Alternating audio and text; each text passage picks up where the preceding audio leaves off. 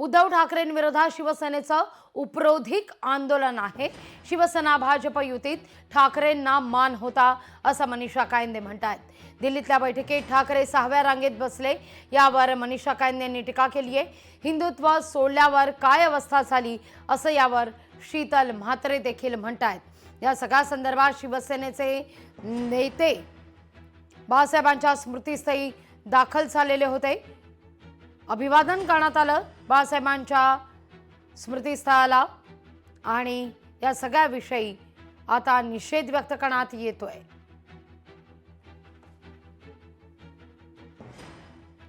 ज्या उद्धव ठाकरेंना युतीमध्ये शिवसेना भाजप युतीमध्ये इतका मान सन्मान होता की त्यांच्या आदेशानुसार सगळं चालायचं आणि मध्यस्थानी असायचे, त्यांची खुर्ची पण वेगळी मध्यस्थानी असायची, त्यांना आता दिल्लीमध्ये जाऊन 5व्या 6व्या रांगेवर बसावं लागतंय। आणि असं केविलवाणे असे बसले 3 जण आपण पाहतोय, तिकडे आदित्य ठाकरे आहेत, अन्य पण त्यांचे सहकारी आहे। म्हणजे काय अवस्था झाली आहे।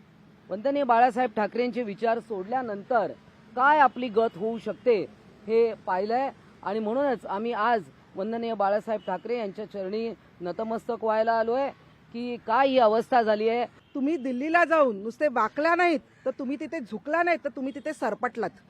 आज ज्या पद्धतीने 6व्या रांगेमध्ये तुम्हाला बसायला मिळालेलं आहे, खरं तर पुढच्या वेळेला ते 6वी रांग सुद्धा असणार नाहीये। हा खरं तर मी एवढंच सांगते, उद्धवजी तुम्ही शिवसैनिकांना काय उत्तर देणार आहात। जर आज हिंदू हृदय सम्राटांनी आम्हाला स्वाभिमान शिकवला, आम्हाला अभिमान शिकवला, आम्हाला हिंदुत्व शिकवला, हे सगळं तुम्ही सोडलेलं आहे। कुठे आहे तुमचा स्वाभिमान, कुठे आहे तुमचा अभिमान, कुठे आहे तुमचं हिंदुत्व। आज काय अवस्था झाली आहे बघा। तुम्ही संपूर्णपणे उभाटा ही सोनिया गांधी आणि राहुल गांधींच्या पायावर तुम्ही टाकलेली आहेत। जेव्हा तुम्ही हिंदुत्व सोडलं त्यानंतर तुमची काय अवस्था झालेली आहे तुम्ही बघा। काल रामदास कदमांनी जे वाक्य बोलले आहेत ना की उद्धव तुझ्या बापानी दिलं का, तो नाही अपमान वाटला तुम्हाला। रामदास कदम डायरेक्ट विचारताय उद्धवजींच्या बापानी दिलं, मग कोणी दिलं। आज तुम्ही त्याच बापाच्या इथे जाऊन माफी, कसली माफी मागताय, काय आहे।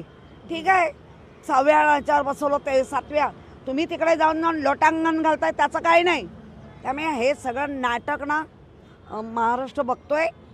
आणि मनीषा कायंदेनी सुद्धा ज्या पद्धतीने शब्दप्रयोग वापरते तिथं उडती पंची आहे। जिथे मध, जिथे फायदा तिथे पंची, या पंचा बऱ्याच आहेत तिथे।